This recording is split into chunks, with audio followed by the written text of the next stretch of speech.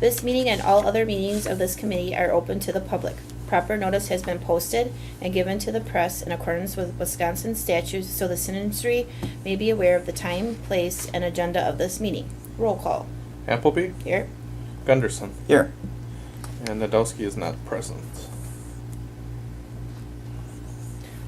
Number 2, would like a motion to approve the minutes from November 5th, 2014. So moved. I'll second.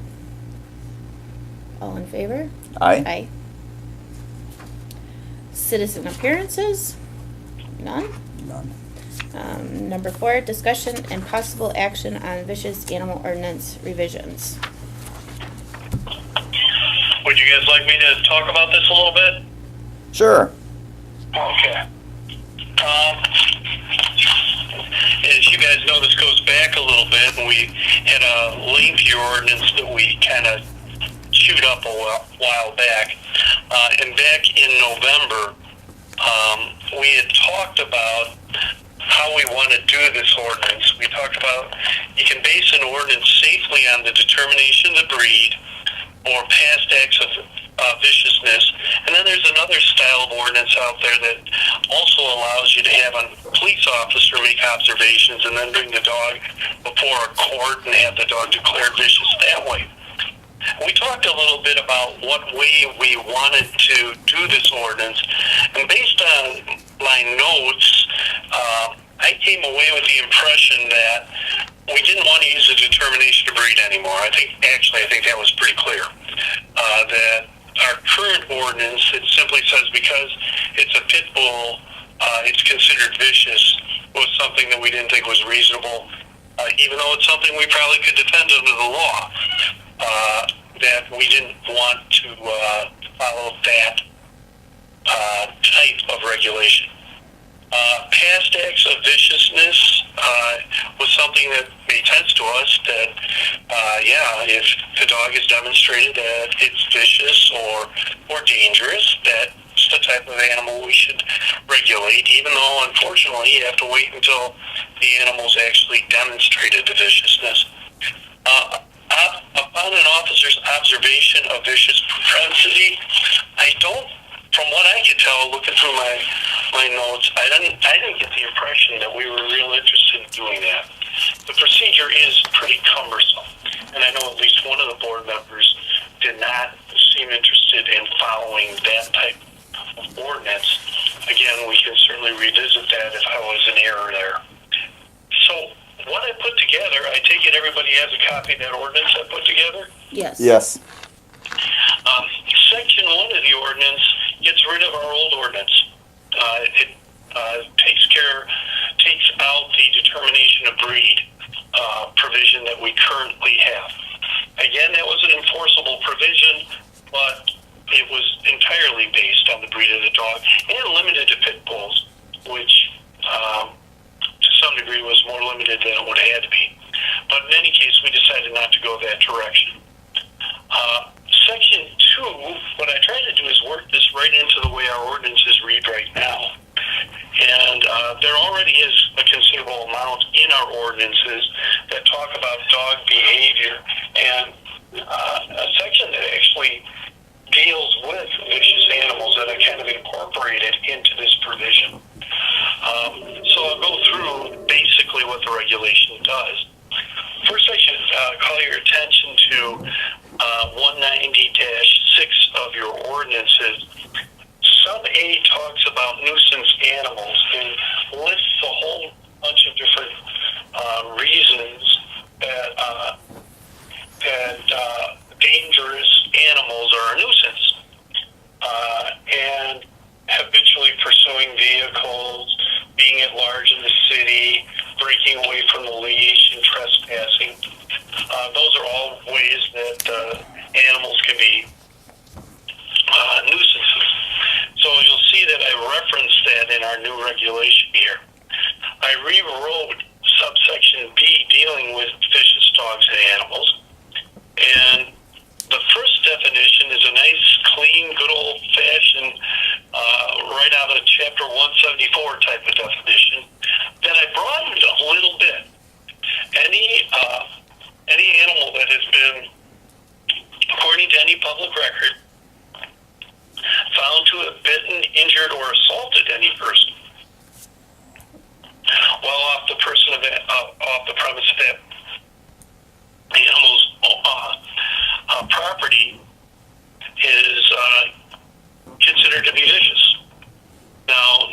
includes assault. You don't have to actually have a bite.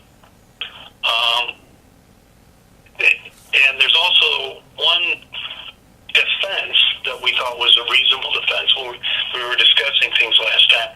That is if it assaults or bites due to provocation. That's going to be a defense.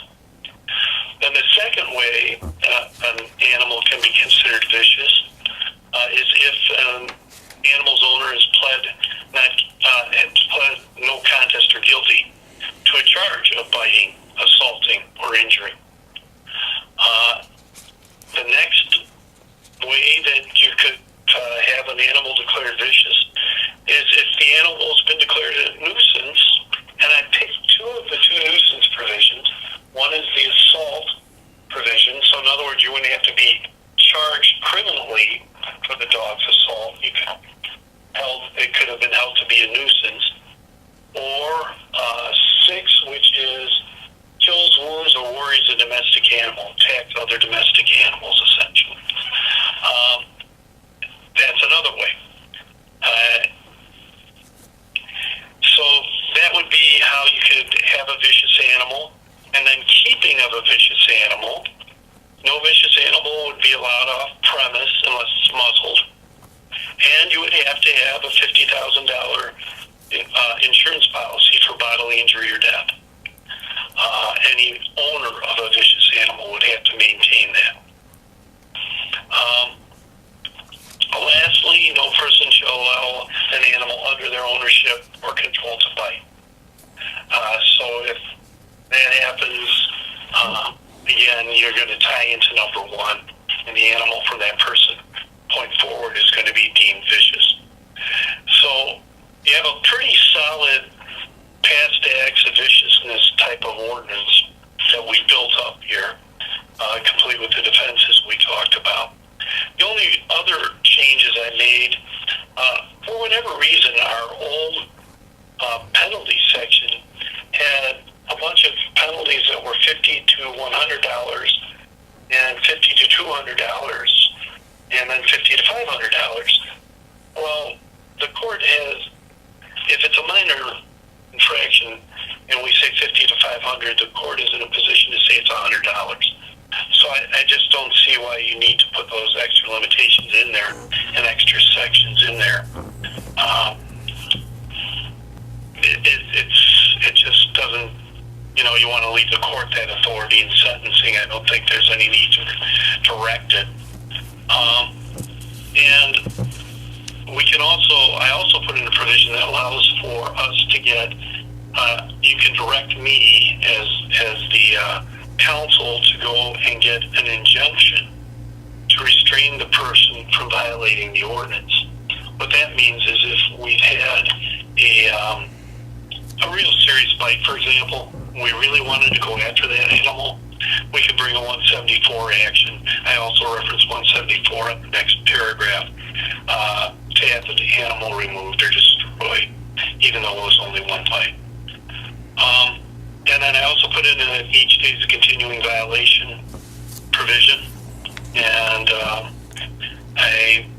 any animal that has done anything under this chapter would be subject to seizure, which actually kind of goes without saying. The officer already has that right under Chapter 74. And that pretty much covers at least what I put together here. The big question is, did I get a pretty good sense of where you guys wanted to go? Well, I wasn't on ordinance last time. The last ordinance committee only has Shaney left from it. Scott is off it too. I personally am not wild about changing the ordinance, only because I look at it as unfortunate. They're not going to enforce it. We already have an ordinance that doesn't allow pit bulls or mixes in city limits, and we have them. So the same people that have these dogs, if they're not following the law now, they're not going to follow the law afterwards.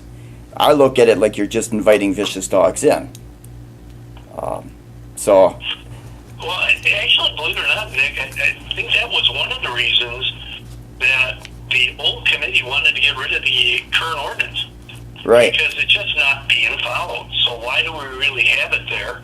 And, Well, you know, to some degree, our heart's not in enforcing it because you can have nice pit bulls. right. You can have nice pit bulls. You're right. It's one of the reasons for Section 1. You can have nice Two pit really bulls. just tightens up what we already have on the books. Makes But- it a lot clearer. Right now, it would be a little vague to enforce some of what we have there. This is a lot tighter. Yeah. Just because we don't enforce it, I mean, I know the state likes to raise the speed limit on the highway because they can't enforce it, so they might as well just raise it. But I don't follow the same policy. You know, for one thing, we don't have that many. I'm not for changing laws for a few. So I don't know. Well, we weren't changing the law for just anybody. It stemmed from that letter that we had received from that one guy. And then I had talked with Jerry about if we've had any incidents here, and he said none with pit bulls in the 20 years. It Right. was a German Shepherd. That was the only thing that was on record. And I looked at it as I looked at Green Bay, how they had their ordinances set up for this. I looked at our surrounding communities, and we were the only one Right. that were limiting pit bulls, because there are a lot of mixed breeds, and that would mean a lot of getting rid of dogs, which have been family pets who haven't caused any problems. That I'm not going to argue that, but I'll look at the trailer park and the pit bull that had to get shot there because it got loose and attacked dogs. Unfortunately, frequently the people that have these dogs are the people that should not have dogs to begin with, and they purposely go out and get dogs that are of a vicious nature. They are not going to abide by this. They probably don't have any homeowners insurance to begin with, much less carry a rider on for an animal. Right. So unless you included that rider to say, okay, before you can even get a dog license, you must have proof of insurance in advance. But then I was Because also most told- homeowners insurance won't license or Well, won't write a And I pit bull. asked Jerry about that, about the pit bull and the dog in the trailer park, and he said that those people did complain, but they didn't complain to the police department. They complained to the owner of that whole complex. Well, had that been a child, Provision actually is in my experience that's a pretty handy provision. Because the owners of the apartments where the people live, they wind up having their carriers get real upset about it. And so it becomes a situation where it's almost a landlord-tenant issue if there's been a bite. And most of the time, the people wind up either moving or getting rid of the dog. well, fortunately for that trailer park renter, his landlord is also an insurance agent. So, So it's guaranteed employment for them. Well, that's kind of an interesting. so Guaranteed employment. the only way I would approve this is if that was pushed up to say that if you have a dog of such a breed, you must come in with proof of insurance before it gets licensed. And is there a way to do that, Jim? Sure, we could say that, in fact, no question about it, a vicious animal would have to show that vicious animal owner under this ordinance would have to show that insurance in order to get a license. And we could amend, I can make that change in the license provision to make it clear that, that in the case of vicious animals that they have to show proof of insurance. 'Cause personally, I'd like to see pictures on our applications. I'd like to see the dog have a picture of the dog.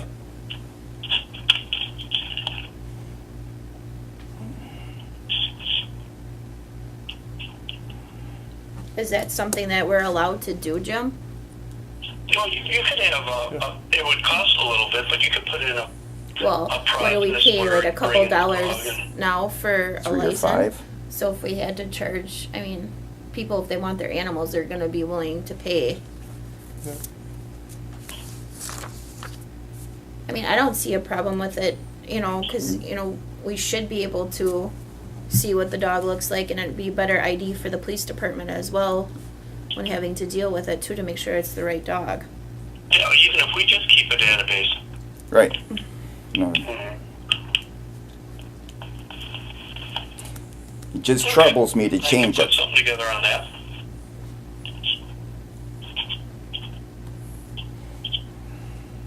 And it wouldn't need to necessarily be any vicious dog. It could just be all dogs need to have their picture taken, and Correct.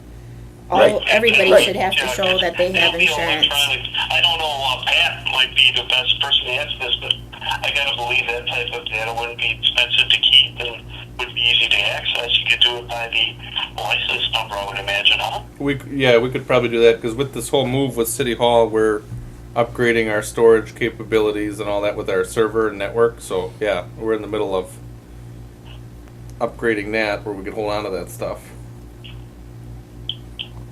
Digital picture on a flash drive. It shouldn't take up. We don't have any dogs in the city. Yeah, you're not gonna have that many. Well, so I understand my marching orders are to deal with the licensing provision a little bit and straighten that up. The only other little piece of guidance I need is whether you want both section 1 and 2 or just, 2, which is basically what you have right now, cleaned up a little bit. Section 1, of course, is the pit bull reg. I guess that's the big question. Do you want that in or out?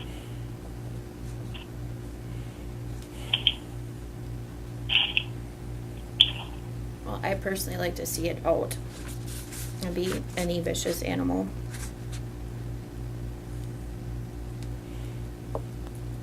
Suppose if we can get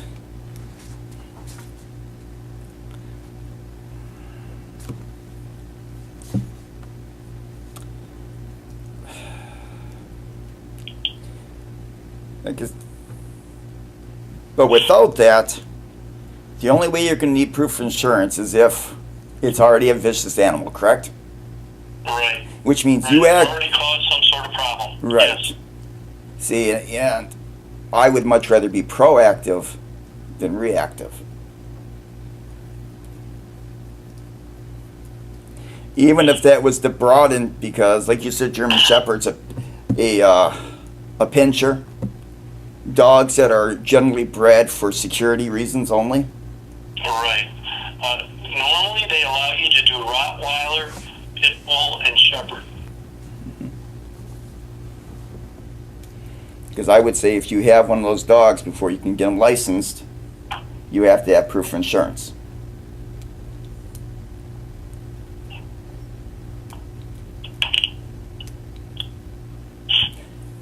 Because my thought process says that if you're willing to go out and get that rider on your insurance, you are more than likely a responsible dog owner.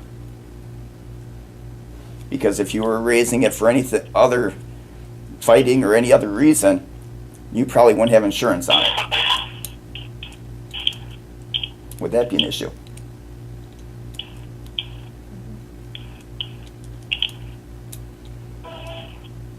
How do you feel about that?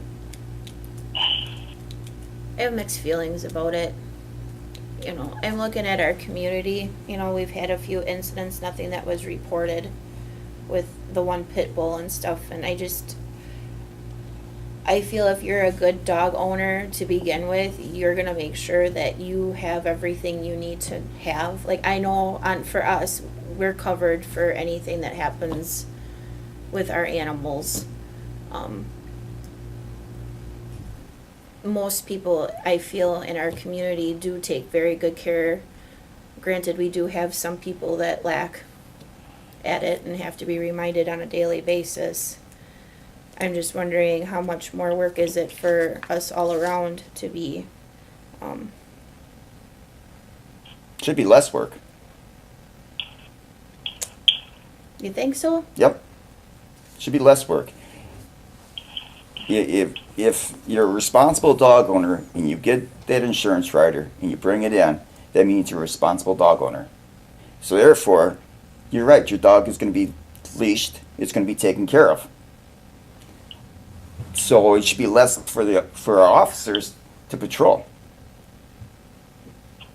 then they'll just be stuck with the non-aggressive dogs that are tied out all day while their owners are at work barking like crazy, sitting in the hot sun with no food or water.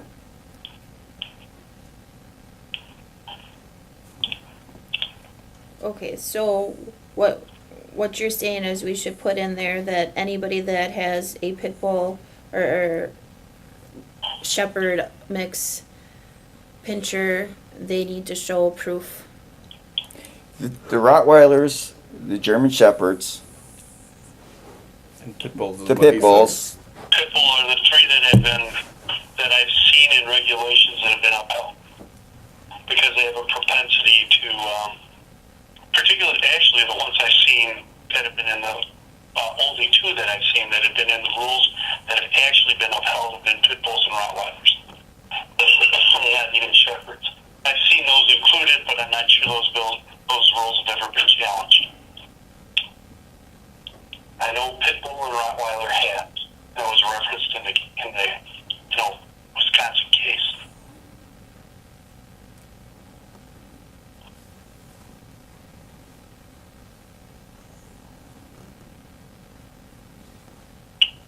Now, one of the things that Chief doesn't like about the pit bull ordinance is we actually have to show that it's of that breed, which means if you ever bring that case, you probably have to bring in a vet.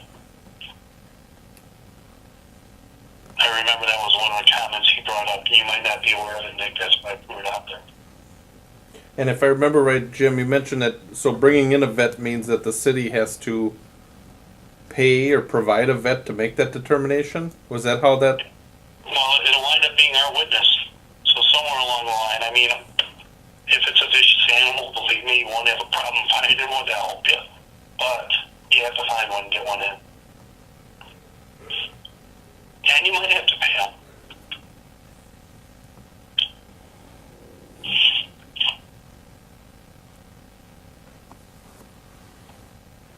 Most of the time, as we had in the one instance we had, people will admit that it's a pit bull though. And you're talking about the old ordinance, his concern with the old ordinance? Or that, I guess it's current ordinance, but current. old when we refer to potentially revisions. Right. The current pit bull ordinance. You know what? After thinking about it, I mean, we have it where it's no vicious animal and everything. I don't think there's a problem having the people that have pit bulls and shepherds, Rottweilers, to show the proof because, like Nick said, if they are true dog lovers and want their animals, they're going to have no problem coming up with this information and showing it to us. I do Do believe... any of us have any idea how much that rider costs for a dog that's never caused any problem? I don't know that we've checked in on it. I mean, we can. I know mine are just covered by my homeowners. Yeah, that's how mine is. There's no set price. It's just covered. So all we'd be doing is asking for a copy of their homeowners. Well, and proof Well- that the owner, that the insurance company knows the dog that they have. Yeah, because then you would draw the line to homeowners, and then you have renters. You know, they're gonna. I don't know if renters insurance covers that. I think that's a separate. I'm sure that's a rider for them. So. And there's nothing saying that they can't have their insurance company send them something showing that they know what kind of dog they have. Mm-hmm.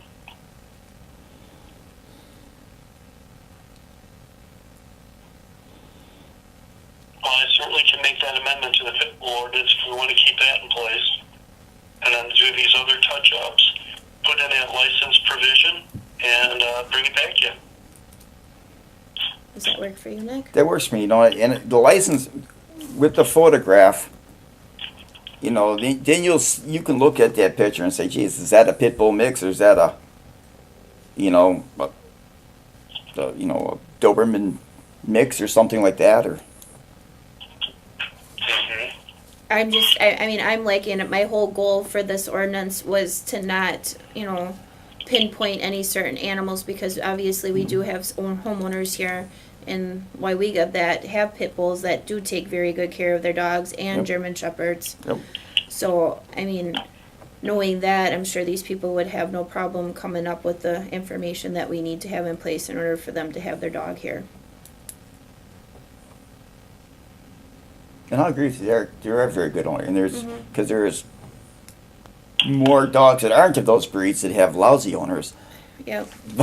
Sure. And then in the same aspect, even, the good pit bulls that are around, you still have the smaller dogs who can be just as bad as the pit bulls, and, your average ordinary mutt that can change on a dime, and, Well, they all can because they're just dogs. Right. They're animals. so, it's still a win-win for everybody with making everything just a little bit smoother and safer. The safer is the part I'm interested in.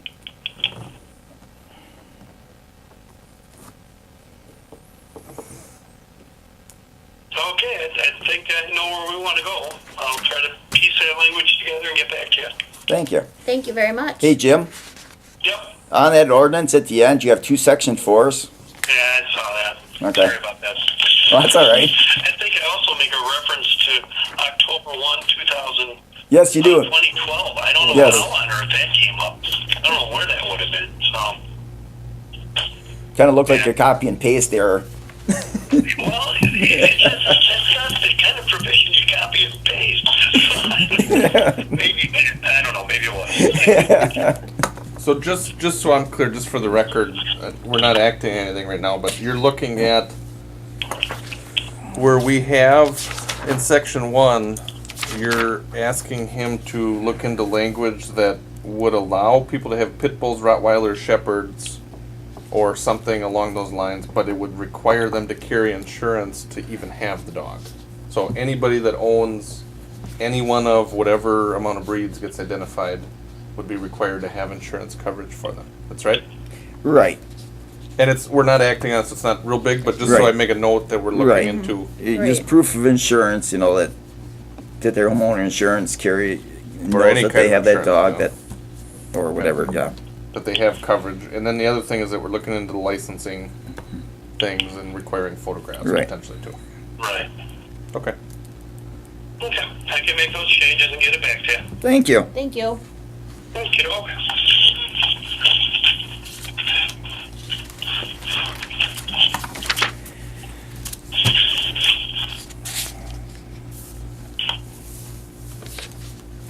Alright, so now we're going on to discussion on City Ethics Code Ordinance, Chapter 47.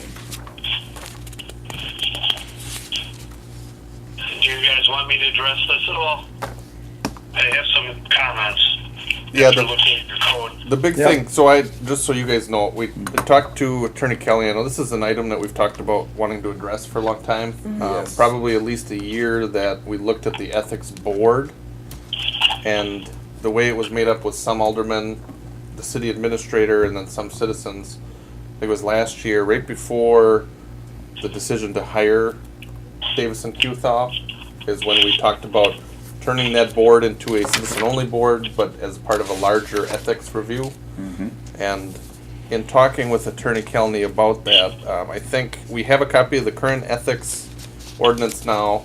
He did provide a packet of information for another community that he did this with, Swamico, and then there's also an article in there, which I believe you both have been provided with. Yes. In the past, and Shana, you've got one now. I'm getting my briefcase. But the intent for tonight is to have a little bit of Attorney Kelly's comments and maybe some comments on a kickoff of sorts to review this ordinance. So there wouldn't be that we would change anything tonight, but at least start to set the stage for that. Okay? Okay, Jim? Okay, just looking at your ordinance, it's kind of I gotta say, it's an unusual ordinance, the way it's drafted. There's a casualness and unenforceability about it that's kind of unusual. I'll explain that as I go through it, but the findings and purpose provisions aren't that bad. We probably could modify that. But normally what you're trying to get at with an ethics provision is a description of certain rules having to do with acting as a fair and ethical board member, that if you breach it, there's going to be consequences, and here's a procedure to find the consequences. we're kind of missing the procedure in this ordinance quite a bit. And there's a lot of other additional things that are normally referred to as more codes of conduct or civility provisions that are always kind of hard to enforce and oftentimes run afoul of the First Amendment that are included in this ordinance. And I'll go through to give you some examples of what I'm talking about. The definitions provision that you have right now is pretty limited. And if you went through and you really did concentrated on things like conflict and incompatibility and undue favoritism, you probably would have some different definitions that we would need to add. The statutory standard of conduct, it's a little longer than you need, but that's exactly what you want to do. You want to adopt that. That's actually part of your code anyway, but that way you have a nice clear reference right in your ethics code. The responsibility of public office council member conduct is the provision that's kind of unusual, that I haven't seen too many that are like this. There are a lot of good ideas in here, but I'll tell you, they'd be difficult to enforce. You would want your council members to be motivated by an earnest desire to serve their municipality. And that could be just a general statement, but to put it in terms of an enforceable code, I don't know how you would enforce that. I don't know how you'd prove if the person was so motivated. Attending all council meetings, you certainly want that. Take an interest in being educated on how to be a good council representative. You'd certainly want that, but I don't know how you enforce it if people aren't doing that. So you have enforceability issues. Once a person's elected, they have protections under the state law. It's hard to remove them. I don't know that some of these things would be the types of things that you could ultimately use to discipline an elected council member, for example. And the same is true with the council member shall not talk too much, listen too little. Boy, that's a judgment call. Publicly criticize a council action. It's nice when your council members naturally don't do that, but to tell them they can't probably violates First Amendment rights. Demonstrate good fellowship, that type of thing. Demonstrate to fellow council members that you're not a know-it-all, that you don't have all the answers. Those types of things, I'm just not sure how you would regulate. We probably should look at how much of that we really want to keep in this type of regulation, how much we really want a board to be able to or expected to try to oversee. The dedicated service provision, it's good. We want our officials to be dedicated, but some of it goes a little bit without saying. For example, B, officials and employees should not exceed their authority or breach the law or ask others to do so. Well, yeah, that's true. I mean, you don't have to say that in an ethics code for that to be an enforceable problem. And you're going to hit that in the conflicts and compatibility issues when you start covering that. The fair and equal treatment provision I find really interesting. It really turns into a discussion of use of public property, which I think is a good thing to discuss, and even can find its way into an ethics code. But what's missing here is a nice clean statement that all citizens should be treated equally by the law and by board members, which is one of the things that you commonly find in ethics codes that we don't have. When we get to 14 to 47.7, that's when we start hitting the meat of a traditional ethics code. Now, we could probably condense this, make this a little cleaner, some more statutory references, and define the terms a little better. But that's what you want to get to. The financial interest conflict issue, the need to disclose, when it's appropriate to disclose, the inappropriateness of disclosing confidential information, receiving gifts. All those things are the things you want to really hit on your ethics code and make concise. Those are the enforceable parts of an ethics code generally. Representing private interests, when you can get in trouble for those types of things. There was one provision, though, that I thought we had that went far, that I was going to call to your attention. So maybe I haven't gotten to it yet. The advisory provisions, opinions is a good provision to have.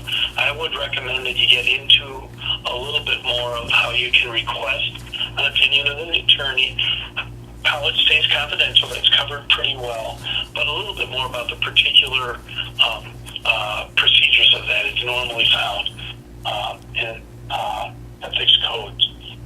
Hiring relatives, it's really a nepotism provision that you have.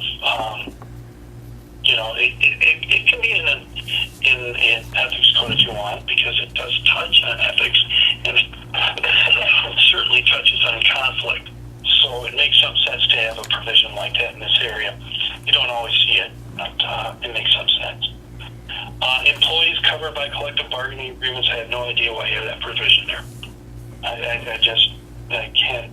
And the fact that the labor contract has a superior interpretation of your ethics code, as a guy who used to bargain these agreements, really rubs me the wrong way. Your labor agreement should not be somehow the interpreter of your ethics code. So I would just delete that. And I don't think we have any labor unions anyway. We do not. No. We do not. Yeah, or ever did. That's what's kind of puzzling to me. Outside employment, you want that out. You're probably all in violation of it right now. No full-time officer or employee shall engage in remunerative employment in or out of the city unless it's already approved. I don't know. It seems too broad. Now, you could have something about some sort of recommendation in that regard, but I mean, as part-time board members, I think this provision was intended to apply to your full-time employees. That's a little different, because right now it applies to board members as well. Now, the ethics board, this is where I think your code really needs some work that I think is important. You want to create your board, and I think you do want to reconstitute it. You don't want your city administrator on your board. And since, unfortunately, these ethics provisions are generally used against elected officials as well as appointed officials and employees, you probably want this to be a citizen-led report. It just works a little cleaner. Then you also want to tell those citizens what you expect. You want there to be a nice, clean complaint procedure. So if somebody thinks that there's been a violation of the code, this is how you go about taking care of it. And explaining the steps that you go through in the procedure to get a decision. Leaving it just real general like we do in E here, I'll tell you, a lot of defense attorneys will come in and rip you apart. Because they'll say, well, I'm entitled to due process. Aren't I entitled to notice on this? Why don't I have a complaint that has a complete description of what I did wrong? Those types of things. You can preempt those by just having a well-drafted ordinance on those issues. Your sanctions, again, you reference a labor agreement. That section doesn't make a lot of sense to me. You always have to be a little careful with the sanctions because they probably vary a little bit between employees and elected officials again. And because certain different officials are going to have different protections from removal. So you want to probably detail your sanctions a little bit more. And I guess those are my basic comments. This code does need a little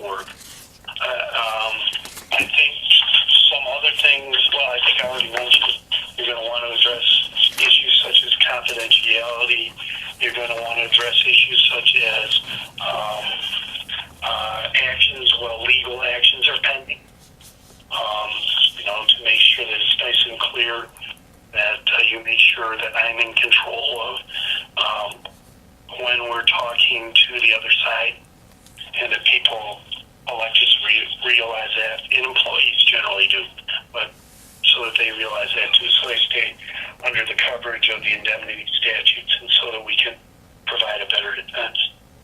It's not necessarily just me or insurance counsel. So those are the few things that I'd have to say about it. Again, I think you're wise in taking a look at this. It does need some work.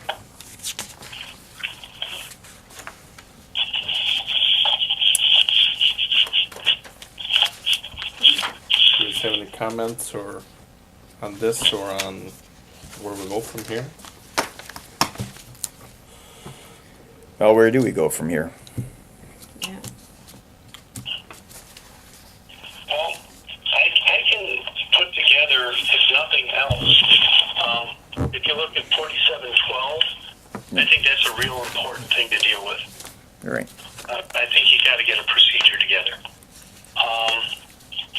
And I can make some recommendations on some other changes if you want me to go through that. I do need some ideas. Are you going to want to have provisions on civility and things like that? Or are you going to want this to be basic conflicts,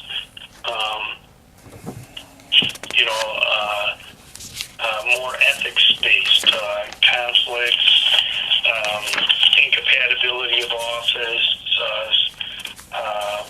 private interest, disclosure issues of when you have to disclose? Or do you want to also get into council members have to treat each other with respect and that No. kind of stuff? I don't want to get into Robert's Rules of Order. Okay. The conflict of interest, these things, that's important, like you said, confidentiality, how we do that. But as far as talking too much or coming in later, leaving early, those things we can probably leave out. Remind fellow council members that it's always been that way in the past. I don't know. It probably has always been that way. Imagine a board trying to enforce that. If somebody Right. complained about it. And anything you put out there could be the subject of a complaint. Right. Oh, that's another thing in your procedure. You probably want any complaining person we'll have to discuss whether you want them to post a bond. So, but, yeah, there's a number. I certainly can go through and make some recommendations on what I would cut in those areas. Would you like me to get you a couple different ethics codes? That would be nice. Yeah. I'll do that. I'll grab 2 or 3 of them, and I'll even grab 1 or 2 I didn't work on. So it's not all my kind of stuff. There isn't any way to somehow word our ethic board that members cannot be former elected officials, is there?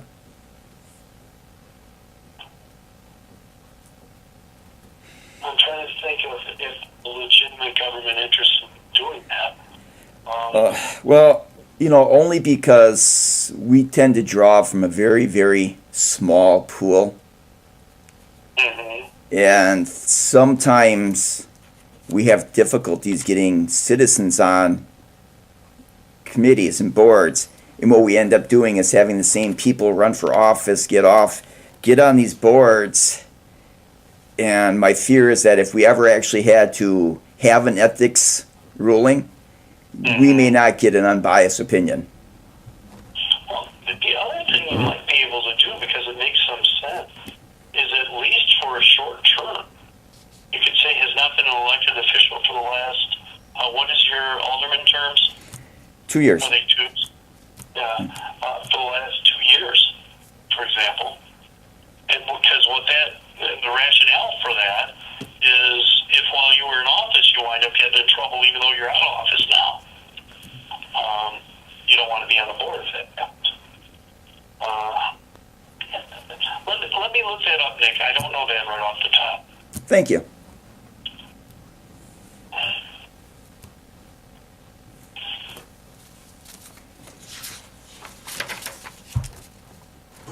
I think that's about it. I will get you guys some copies of some ethics. Thank you. Thank you. Sure.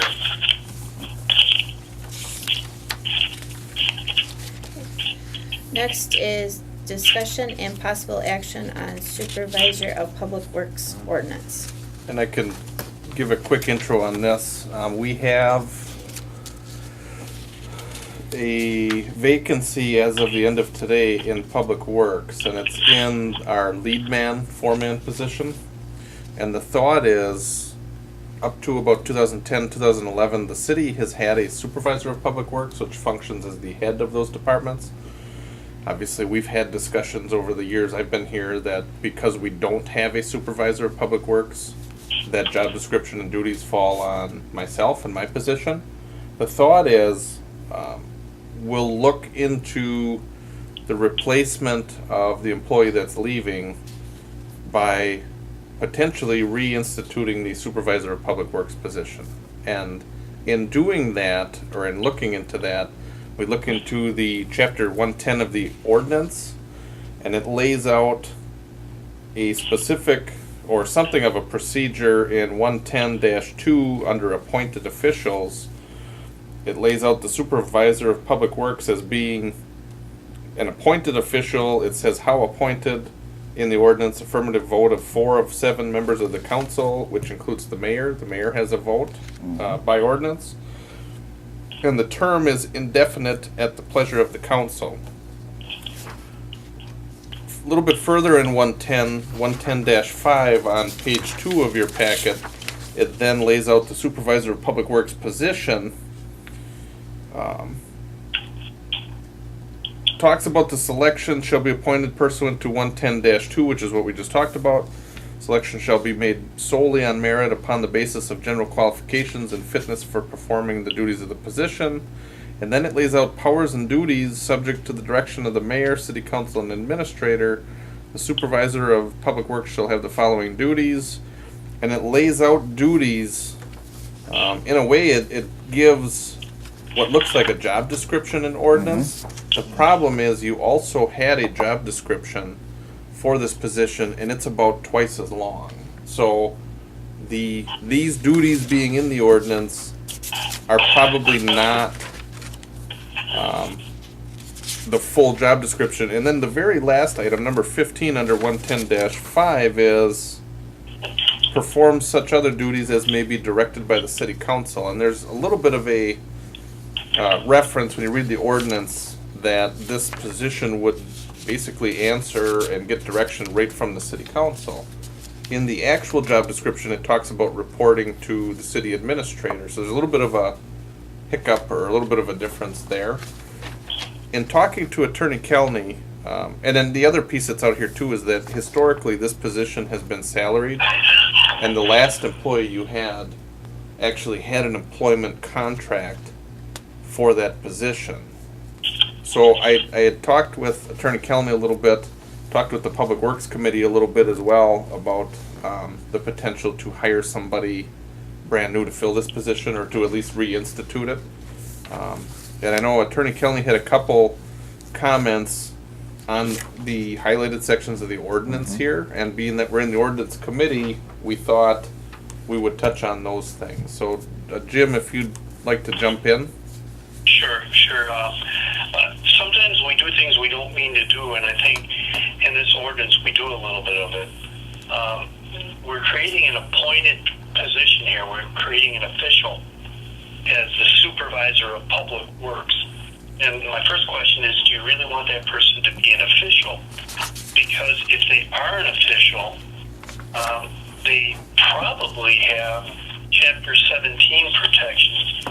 And what that means in lay terms is you're supposed to fire them only for cause. And that's already contrary to your ordinance, which says that they're going to serve indefinite at the pleasure of council. Right. And I can understand you probably would rather have it at pleasure. I mean, I'm always going to advocate that. It makes my life a lot easier when we can let people go at pleasure. But if it's an official, there's already a statute out there that may be read to override what's in your ordinance. You got another problem with the way this is worded. Your appointment here is by the affirmative vote of 4 of 7 members of the council, including the mayor. The mayor can't vote unless there's a tie. That's pretty clearly spelled out by statute. So you have the mayor voting when he's not supposed to be voting. You also have so it's not clear that it's an appointment. It's not a clear appointment procedure. It'd be better just to say appointment by a supermajority, if you want to make it 2/3 of the common council, because that's consistent with the notion that then you can fire them at pleasure. So I would suggest for the attorney, the administrator, Pat. That's great. And if you're going to keep the building inspector as an official, I would suggest that you just say appointment by the common council. Another issue, by the way, if you say by nomination of the mayor and confirmation by the council, that automatically makes the person for cause. You don't want to do that. At least I'd recommend against it. So there's a few little changes I'd want to do to your provision here, and I would suggest there's really no good reason to make the supervisor of public works an official. I'm not sure why you need to do that. Just have them be an employee under your city administrator, or of course under you. I mean, as it sits right now, this poor employee he has 3 bosses. He has the mayor, the city council, and the administrator, according to your ordinance. That's not wise. What if the mayor says one thing and the council says another? Obviously that type of thing you want to get the person under line of authority set up right, and that is under the city administrator, who is in turn under the mayor and you folks. So, those types of things we should straighten out. I don't think you need to have this in ordinance form. It gives you a little more flexibility. I mean, you've had it in the ordinance, and again, we don't even use it. And if you put in the ordinance, everybody thinks the person's an official. And if the person's an official, there's a provision in the state statutes in Chapter 17 that talks about how you remove city officials, and that whole issue comes up. So, from an old HR guy, I would tell you, and a city attorney, I would tell you a smarter way to do this is just authorize the position of public works supervisor to look at a job description and approve that job description. Make it clear that it will be an employment position. It will be approved of by the common council. Be hired by the common council just like any other employment position. And I just think that's a much easier way for you to do it. And then the removal can be done by the city administrator under your normal provisions with grievance to common council if the removal is not fair. We don't have to go to the common council for removal or anything like that. There was a problem with the person. Just an easier way to manage it. And this makes it a little too cumbersome, at least in my eyes. That would be my recommendation on it.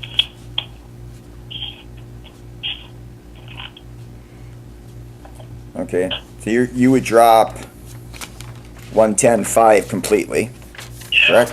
Good. Excellent. But that doesn't change the fact that you guys get to approve the job description. Right. So, you'll still have the control of what the person actually does. I understand there's some discussion of giving this person maybe some park authority. Certainly that can go into the job description. Yeah, that's what he's referencing is the discussion we had, and internal discussions have been, what type of a oversight does the park have? Because right now we've let our seasonal park caretaker just take care of everything, which has been great, and that's probably more though than what you should expect from seasonal to be in charge of the parks. Well, yeah, he should be answering to somebody, and it would seem to And make it sense that falls- Public Works would. Right. That seems a logical Yep. area to be. But having said that, we haven't had a supervisor of public works, so it's all funneled to me anyway. Correct. It's just trying to look out. And again, none of the decisions have been made that we're actually bringing back this position. It's knowing that we got the ordinance committee here taking a look at the ordinance. Well, It's probably going to be a twofold path we move forward on is taking a look at what the ordinance is and what is that position going to be. It would make sense to clean it up so that if we ever wanted to bring the position back, we would be prepared to do that. If you wanted to make it an official again, a lot of places do have the director of public works as an official. You certainly can do that. But, again, I think that's a more cumbersome way to do things. Doesn't Right. give you as much flexibility. Right. Makes you go to the ordinance anytime you want to change it. Makes it more difficult to get rid of the person if there's a problem.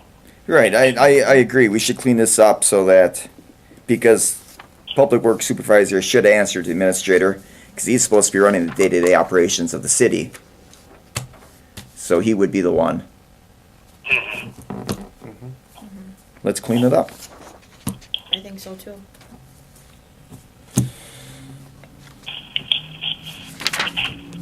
Okay. Right. Now, I'll also have some recommendations for how you deal with the other officers. The chief of police, by the way, right now you say that how he's appointed, but you also say that he's serving at pleasure of the council, and that's not accurate. He's 6213. There's nothing any of us can do about that. I was gonna ask you about the administrator and the chief, and The chief is one that's more, though that, yeah, You can't make the chief an at pleasure. right, He's 6213. right, You gotta go through hearings removal. correct. So, I guess we need to clean up the whole chapter. Yeah, that whole section I think needs some work. I think, so realistically, if we're just looking at the supervisor of public works section, I'm thinking that any effort to fill the opening with that type of a position is probably going to be brought through in August for committee review approval. I mean, we may take it up depending on what the staffing outlook looks like, which is not very good. Just with people coming and going and things like that. We may call a special meeting on it, but it's nothing that's going to be done before like next week. So if there's anything, if you want to refer this back to come back to you the next time, because obviously we're coming back on vicious animals and on ethics Right, for an ordinance, so so I would just ask that, get a recommendation. make a on, recommendation that legal cleans it up and we bring it back next month's meeting hopefully, and by cleaning it up, you're asking to have the supervisor of public works well, Supervisor of Public Works removed and out of there, remove that out of there and and then the clean up the chief of police right away too, because if you're gonna, we really need to do the whole chapter right away. It doesn't make sense to just do part of it. Right. Yeah, I agree. Okay. Do the whole thing, make it right, make it legal. I can do that. okay. So that was my motion. And I'll second that. All in favor? Aye. Aye. Okie doke. And there is nothing else. I think that's all you guys wanted me to talk about, huh? Yes. Yep. Yep. Well, you guys have a wonderful rest of the day. Okay, you too, Jim. Thank you. Thank you. Take care. All right. Bye. Bye. Okay. So such other matters. The only thing that I have been thinking about is, where, Nick, you had that where we want an outlook on where we see things for each committee. Mhm. And that's kind of what I was thinking for this ordinance. Excellent. I mean, we have a lot of things that we have in place. And I think we really need to start making sure we put our foot down and start following with the grass and the water, the cars. I mean, in order for us to be enforcing these ordinances, we need to start taking initiative to be on top of the things. So I really think our outlook for this committee is to make sure that we keep up with our ordinances and making sure that they're being followed and relying that the police officers are out there making sure if they see something that they're making note of it. I agree. I didn't mean to jump on you with the dog stuff, but I get frustrated where, because an ordinance is a law. Mm-hmm. And I so disagree with when three people disagree with the law, say, okay, let's just change it. Right, it's not an individual thing. We shouldn't be changing ordinances every time somebody dislikes something. And I that's- wasn't. No, Yeah, it's and just- I know where you're coming from Yeah. on that. And when I looked at it too, I was looking at it the standpoint that, you know, it's kind of, we're kind of discriminating against these animals and not allowing them a chance for some of the good ones. So I'm very glad that you were here and able to put in, because it makes sense on doing that, because we're still allowing these animals to be in the city. It's just, we're making it more safer for everybody in our community as well. So you don't ever have to apologize for, or saying you're jumping down me. You're helping me with what my vision was. So I appreciate that. Thank you. Well, that's all I have. It's good. I guess to build on that just a little bit and just to put it out there, not for discussion, because it's usually this item is for future discussion, but it would help in enforcing the code if, just like you said, we have the ordinances out there, we enforce it from a staff perspective, and then know that if we're enforcing it to your wishes, that's the way you want us to enforce it. And if somebody has a question with the ordinance, I'm not saying it's not a bad, or it's not a good thing to question it. But at the same time though, if everybody questions everything, we couldn't have the city attorney take a look at ordinances, but we could do that.